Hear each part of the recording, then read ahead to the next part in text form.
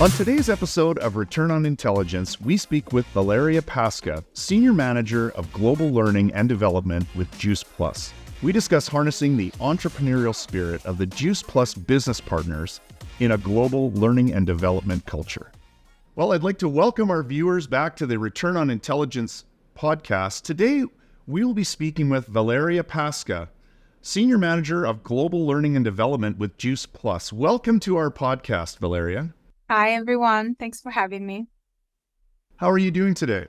Very well. Thank you. How are you? I'm great. And I'm very excited to share with our viewers that Valeria is actually our first international guest, and she's joining us from London, England today. So that's very cool. And thank you for your commitment to our podcast and for being a guest today. Thank you for having me again. Yes, I'm Italian as well, so double international for you today. Awesome. So let's just start with a bit of background, Valeria. If you can tell us about how you got into learning and development and how you've just evolved your career in L&D. Yes, of course. So I moved to London right after my degree, and I started working in a language school. So I started straight away within the teaching environment, let's say. And from then, I started a career that's now 9 years in direct selling industry. And 7 of them have been pretty much dedicated to training in various aspects of the business at JuicePlus, especially from quality assurance into sales training, and lately it has been globally for the learning and development role. So that's fairly new to me. It's been just over 2 years. So great stuff. So. If we could share with our viewers just a bit about JuicePlus and your business case, and then we'll roll right into the L&D strategy. That would be great. Yeah, so JuicePlus is it's a global company. We basically are a direct selling business. So for those who don't know, we have a corporate side, and then we have basically partners in the field that sell the products. So they live and breathe the product and the business, whereas we are the providers of the services and the product. So I hope that makes sense. That's great. In terms of the focus of learning and development at JuicePlus, if we could just talk about the user groups and then the volume of users, which is quite impressive. Yes, we have a global structure for our partner training at JuicePlus, as well as our employees. As I said, in the direct selling business, the people who we are trying to support within our L&D function are self-employed. They are entrepreneurs. They are those who have to go out there and do the sales of the products. And we also organize learning content for the employee part. So it's a double function. In both cases, I want to say the focus of the function is empowering people. So both inside, as you would see in most HR departments, we try to empower employees, to upskill and develop. But when you look at the users that we have out there in the field, it's still to empower, but in a very different way. It's about self-development. It's about, upskilling sales skills, and so on. So we provide content for both groups.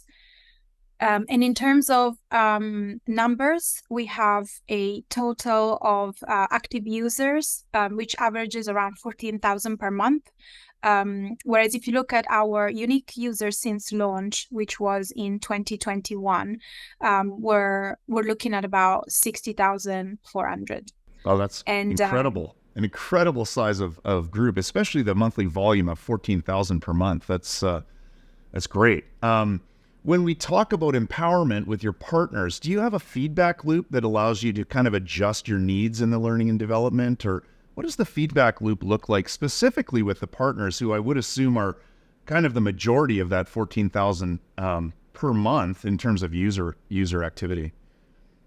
Yes, our partners are the vast majority. Actually, the corporate side is just over 400 users. So everybody else is partners. We have different types of feedback loops. We seek in feedback before putting content out. while we are putting content out and after having put content out. So it's very important for us that we don't just create trainings for the sake of it. It's about creating content that's going to support them in what they need to do. So usually we have focus groups, we have surveys to find out what people need. So once we have nailed down a topic, for example, we are very likely to do quite a few back and forths with our drafts with a selected number of our partners just to see what they think and give us feedback on it. And usually the group is defined by their own skills. So if I am creating a piece of content on customer acquisition, I need to make sure that the partners who are giving feedback are feel very strongly and passionate about customer acquisition. If it's about events, it needs to be someone who's doing events and so on. So we try and make sure that they are giving us feedback all along the way. And very often we will have testimonials from them. So we might ask them to be actually part of the training itself. Finally, we do use the ratings, and we try and get people to make sure that they fill in their evaluation at the end of each course. So they let us know if they liked it or we could have done better and so on. Okay, that's great. And so in terms of the L&D mix, do you use this feedback loop to kind of determine a best fit, in different international areas, or how do you think about your L&D mix, and what does it look like? Our L&D mix is, I do think that in the two functions, it's slightly different. We do have a lot of online training, maybe about 70%. And then there's about a 20% that's calls or live trainings that we don't lead in L&D. It's the business development team that kind of organizes those directly with the field and directly in the language that is needed. So each region can then provide what is required from their field, which is always different. No one needs the same thing. And then finally, we have about 10% expert-led training in forms of workshop, in person, online and blended, and on stage, because we also have live conventions, events where you can have a little booth, you can have panels on stage and so on. So very mixed, if I can ask that question. That's very good. And in terms of the experts, I'm always interested to find out, are they internal experts? Do you use third parties? Is it a blend? How do you go to market with, finding expertise regionally? It is different and it's varied. So we have both experts in the organization. For example, I'm currently working on a fantastic events training and a leadership training. And we have people in the organization that can provide content for those. These are the same people that would go on stage at our conventions, for example. But then we also need experts that we don't have in the organization, and therefore we seek out speakers that can participate and provide their own expertise that we cannot do ourselves. And yes, it's very different by region as well. So some countries prefer to have very inspirational leaders on stage or trainers. Some people want business advice, very specifically, from business people who have a CEO of another company or who have written books about it. And other regions prefer more self-development pieces, so more about how to really, organize your day, get the best out of your actionable tasks every day, the things that you do to gather more clients and more people in your team and so on. So yeah, there's a bit of everything, and it's not just L&D. This is very much teamwork. So there's a whole event team, there's a whole marketing team, there's a whole business development team, and they all organize pieces of this. It's not just us. So we focus a lot on the online version of it. Got it. So to me, it sounds like you have a very exciting mix of kind of online live training and experts. So, and obviously that's all about engagement of your audience. And I would imagine that you're trying to assist your partners, in maximizing, their personal return on investment and their ability to work with JuicePlus in these partnership programs. So, JuicePlus truly is a global learning and development kind of focused company, and I'd really like to dive into that. So maybe some stats to start us into this portion of the pod. Like how many countries and languages are you managing within your learning and development program? So we have currently 26 countries, 15 languages, plus what you would call language variations. For example, you have Latin American Spanish versus, Spain Spanish. You have French from Canada, French, from the European side of things. And then you also have different variations of German within, Germany, Austria versus Switzerland, and so on. So, yeah. Okay. And so I can only imagine when you're trying to manage a global and diverse learning and development team and the topics and users, et cetera, are there regional challenges that you run into like GDPR or what is the different challenges that you've found in running a global L&D program? You need to be careful with a lot of things, that's for sure. You need to prevent as much as possible and work very much as a team rather than just the function of L&D. So we work very closely with our compliance teams and our regulatory teams because there's some training topics that yes, are needed in all regions in the world, but they have to be addressed in very different ways. Just to give you an example, GDPR is very much a European, focus, and regulatory is much stronger in the European region compared to our North America counterparts.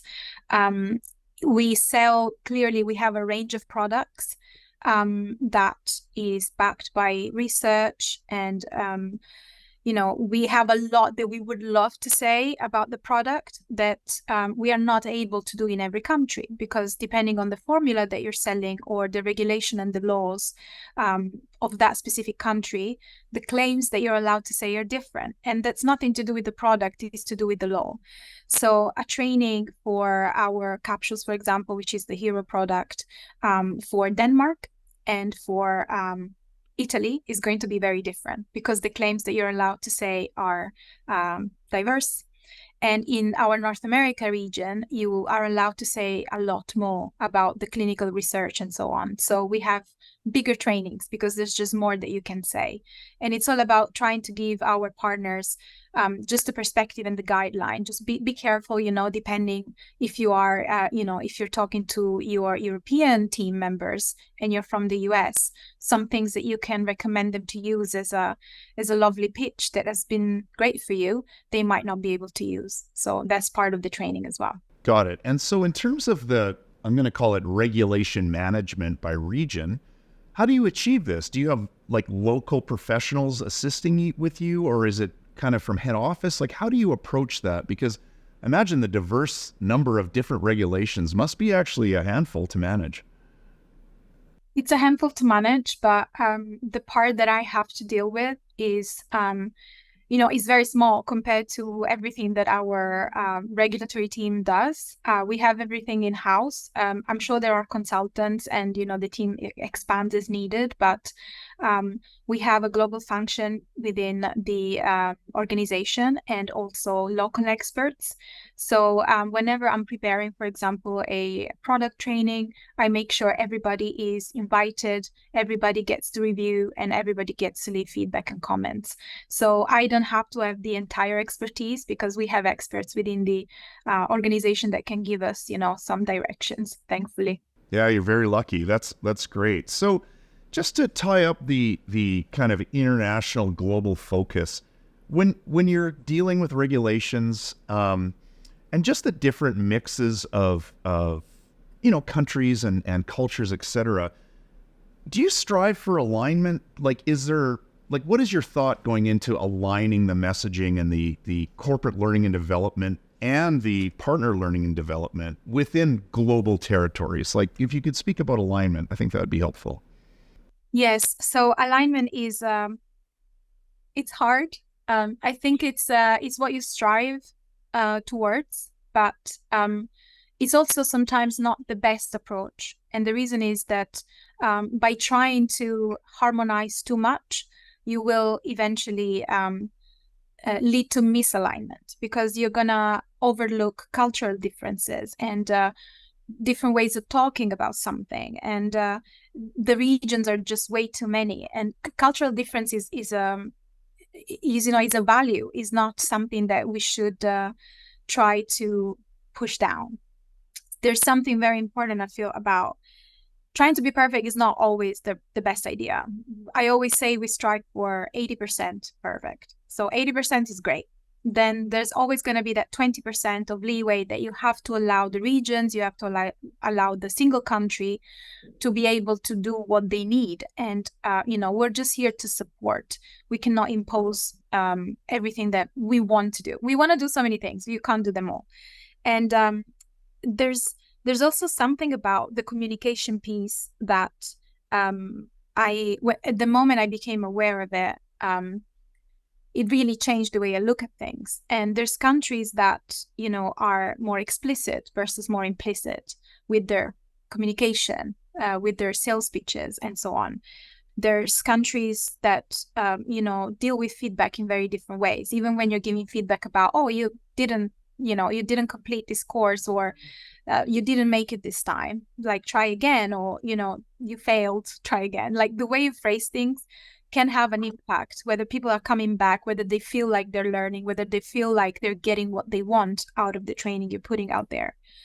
And a key piece that really struck with me was, I can feel it as an Italian, living in the UK, for example, is some cultures take communication concept first, and some countries use communication application first.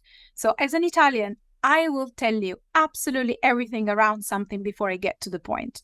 And that's just the way I was brought up. That's my culture. That's, generalizing clearly. But in Italy, that's what we do.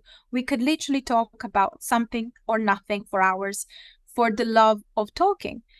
And in the UK, it's application first. So I'll tell you what we need to do, and then I'll tell you why, which is very difficult when you're trying to create trainings, in English first, because that's always our master file, and then it needs to be translated in so many languages.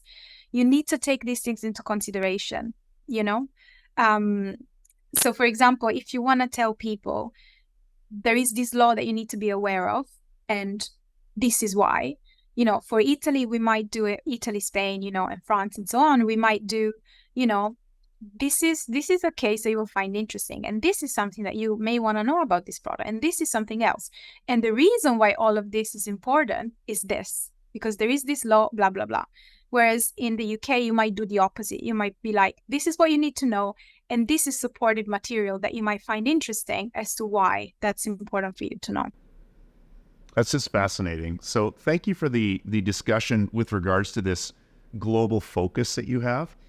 I think something very beneficial with your experience in L&D at JuicePlus and just really the evolution that you guys have gone through in terms of, your full-scale LMS launch is pretty recent. 2021, you've got 60,000 unique users over 26 countries. Like that's amazing. And for that to have occurred, you can just tell that you had a well-organized thought and launch of this new your LMS and learning environment. But could we step back and just change gears a bit and talk about how that evolution moved forward? Where did you come from moving to a full-scale LMS, and what were you using in the past? And how has that changed and improved your ability to deliver to these 26 countries? And again, as I keep mentioning, because it fascinates me that you have 60,000 unique users in, just a little over 2 years. It's just a great story. So if you could share, that would be great.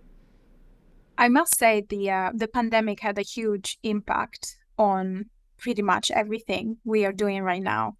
I've been working with training within this company for quite a few years, as I said. And before the pandemic, we knew we needed to clean up our training materials. We knew we needed to centralize it a little bit.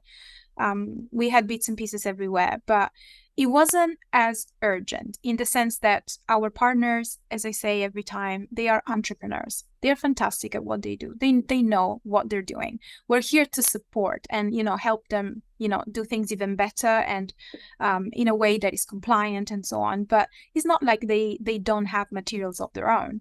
So we started very slowly, and the first package that we got was Articulate 360, which is it's a fantastic content authoring tool. We still use it. And what it allows you to do, and I'm sure there's other ones, by the way, that do the same thing, but it allows you to have a preview link. So without having to export the course necessarily into a SCORM file, it helps you basically send this link that you can hyperlink anywhere in any document for people to access the course. Clearly, you will not have any visibility on who is doing it, how many are accessing the link, how many are successfully taking the training, but at least it pushes it out there. And that's how we started. So that's how we started pushing training out. And then in 2020, thank goodness we had that tool, because we had an amazing evolution. We had so many people who signed up to become a business partner, in JuicePlus. And clearly it's because you could do it from home. You could do it via social media. Some people lost their jobs. They couldn't do their regular activities anymore. So it was a side hustle or something that they felt they could start to empower themselves in that period that was very hard for everyone. So we needed something very quick, and I created this onboarding page, which we still have. It's literally a collection of information on each country. We did it in each of the languages, and it just helped people onboard people. Like, this is what you need to know. Click on this link and you have a little bit of everything. And what it did, it was the first time they had a training piece that we had available for them, that they could share on WhatsApp, they could share, in other ways without having to rely on mailing lists or something that corporate would send, to everyone. And that was the beginning. So then, and this was the partner side. If you look for a second at the corporate side, we used a different tool that was called Percipio, and it was one of your standard, training platforms with absolutely everything in it. So clearly, our office, we don't have people working, on construction. We don't have nurses. We don't have all of these jobs, but those trainings were still in there. So what we were offering was a very non-customized experience to the employees. So we didn't use it very much. There was not much that was, ad hoc for anyone who was asking for training. It was just a box with a lot of things in it. And if you could find something you were interested in, great. Otherwise, we didn't have another option. And that changed when we decided finally, to get on board with the LMS in 2021. And it started first on the partner side and then on the employee side. So was a big evolution. Yeah, for sure. And then I would imagine it just sounds like, the biggest topic we talk about these days in different discussions with different stakeholders are really the move from centralization to decentralization. And it really sounds that in your evolution, you were decentralizing somewhat by empowering your partners to create content and share that within regions. Did I get that right? Is that kind of your go-to-market strategy with the partnership?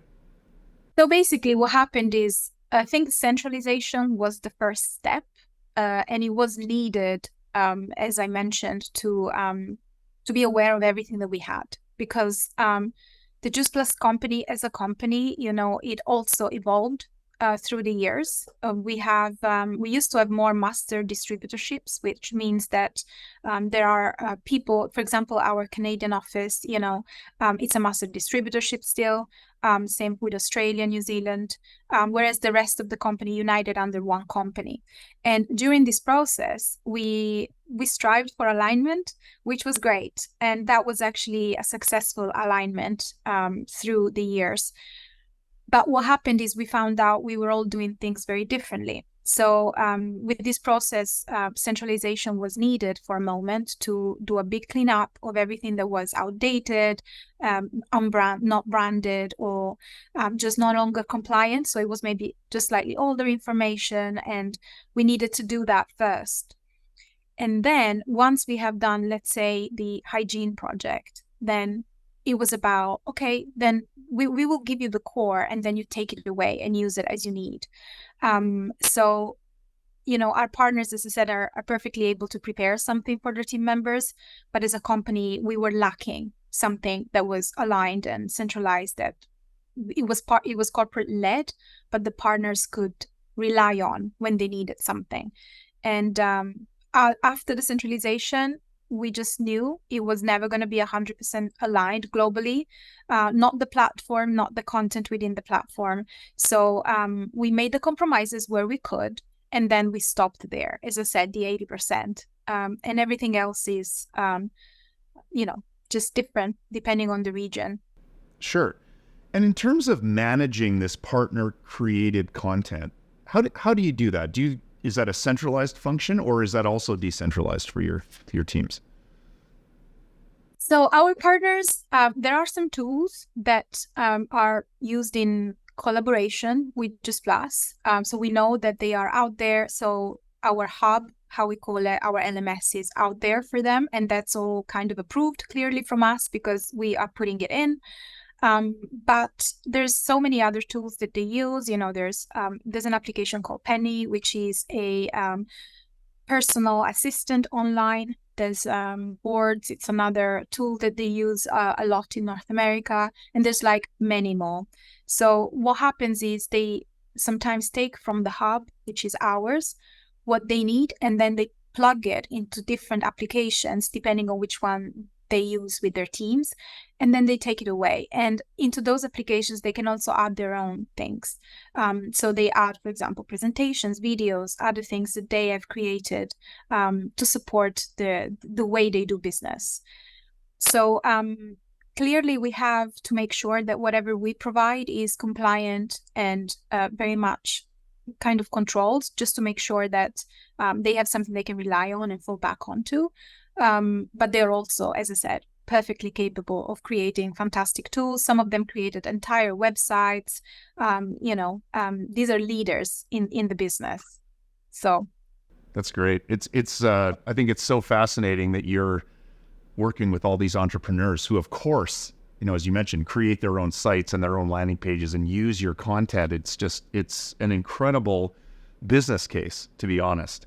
And with that in mind, are you able to measure the evolution of maybe like return on investment from maybe JuicePlus's standpoint, but also from the partner standpoint? Like, do you see, as your, learning and development has evolved, are you seeing better results, globally in terms of sales by partners and the ROI that you are seeing at JuicePlus? How do you see that? And are there any stories you could share with our audience? Yes and no. Is the politically correct answer. For some things, yes. So if you launch an incentive, if you launch something that is kind of new and you want to make sure you get the most people on board, you want to get the most people reaching a new level, a new position, a new achievement, yes, because you can see how many people took the course. You can, get some reports on it, see how well they did, and you can compare to people who didn't do it. So we did do something like that with our BI team on our compensation plan training, which is, there's some maths in there. There's some, it's not the most straightforward thing. It's one of the most complex things we have to get accustomed to in direct selling business. Clearly, you want to make it as simple as possible for people to be able to be successful. Like you want to simplify those really difficult rules. So we did a research on those who did the course and those who did not take the course. And we could see that there was like a percentage of people who made it to the next position quicker. For other things, I think the return on investment can also be calculated as the things that didn't happen rather than those that happened. So if you can see an improvement from the compliance point of view. So, people didn't get in trouble. There were no statements out in the press that were completely crazy. You've done a good job in training people what not to say as well. So I think you can measure it in different ways. And something that I try to share as much as possible with our leadership teams as well is the feedback that comes sometimes in those evaluation forms after the trainings. And we had a couple, we had, we do have very good ones, to be honest. All of our courses rate between 4.5 and 5 out of 5. So there's nothing really that goes below that, because that would be, we didn't do a good job. But some evaluations said, I wish this course was there when I started. I'm going to send it to all of my team members, because it's really going to help them grow. Then you know that you have filled in a gap that they needed. So. No, that's fascinating. I always find it so interesting to just discuss return on investment, or ROI as everyone calls it, just with different leaders, and to find out the perspective of how they share ROI, with their executive teams and with their management teams. Because I think, as you mentioned, it's not all about the numbers, and I think it's just great, your perspective on that, and I thank you for sharing that. I think finally I'd like to talk about just your overall strategy as a learning and development leader running a global program, and some of the things and notes that I've written down in our conversations in the past and today is that you've mentioned that L&D is the core of what JuicePlus is. You've mentioned, or it's just obvious to me, that you guys are really embracing this entrepreneurial spirit of your partners in a way that it creates a community of JuicePlus partners, I would say. I can just tell that, the L&D effort, probably in each region, you've got these amazing entrepreneurs that you're working with.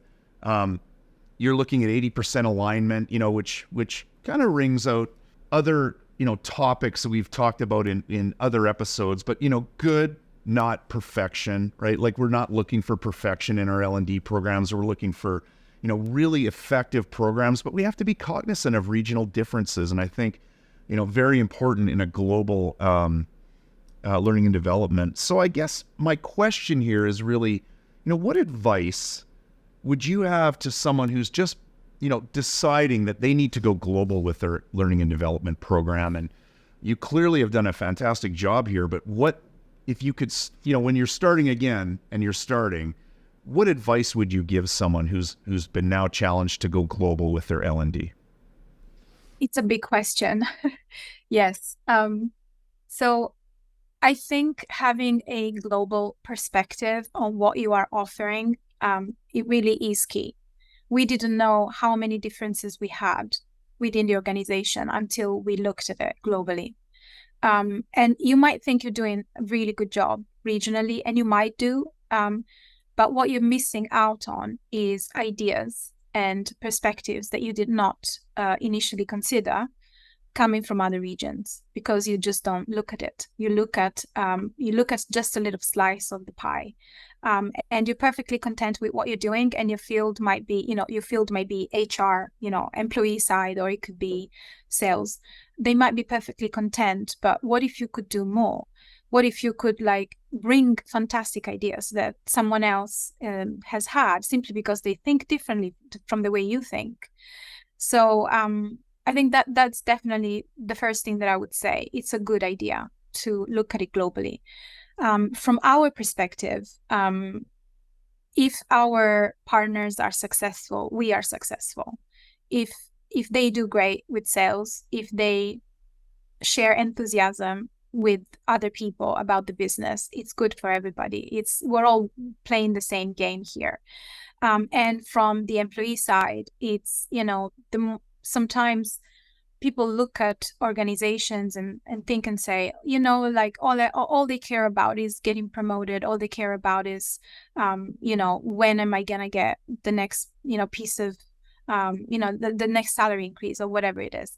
And this is very, very, it's a very narrow view. I think people know that they cannot get promoted every year. People know that as much as things have changed and the pace of working in big to small organizations, is different now, especially after the pandemic. There's other things that people value. And you have to look at it from a generational perspective, which I think is very new as an idea. Not every generation wants the same thing or needs the same thing. And you have to look at it from the development part. If you are in a job that is just fine, you're okay, you're content, maybe you're not growing as fast as you wish you were, or on the other hand, if you're doing a job that's a bit routine and it's not that much fun, where do you get the push to stay in an organization for longer? And that it's if you feel you're upskilling, if you feel that you're growing, if you feel that you're getting the push somewhere else. So thinking that salary increase is everything, I think it's the wrong way to look at it, because you have to be able to upskill people without the fear of, losing them, because you are giving something back, and that's really what matters. And if you look at the generation, like I was mentioning, I am a millennial. I work with people who are, from other generations, Gen X, baby boomers, and so on. And we also have a new generation coming onto the workplace quite soon. You have to look at what other generations need in the workplace, whether it is, again, sales or it is employee from an HR point of view. Recognition is huge. In our generation, we want recognition. We just want people to acknowledge the work that has been done. So, even in the training section, right? So make sure you give certificates, try and have leaderboards, try and bring these recognitions out there where other people can see it and where they can share it. Whereas, for younger people, it's all about accessibility. Are you making sure they can access it easily? Are you making sure that you are catering to, phones and different types of phones and tablets, and can they use a QR code? Can you connect quicker? So these are all things you need to bear in mind. And if you're not looking at it globally, you are going to miss out on some of these things, because different countries are evolving at different pace. That's great advice. Valeria, I want to thank you for joining us today on today's podcast. This has been just a fantastic conversation, and congratulations on the success that you've had with your global learning and development strategy. I think it's just amazing. So thank you so much. Thank you for having me. I appreciate it.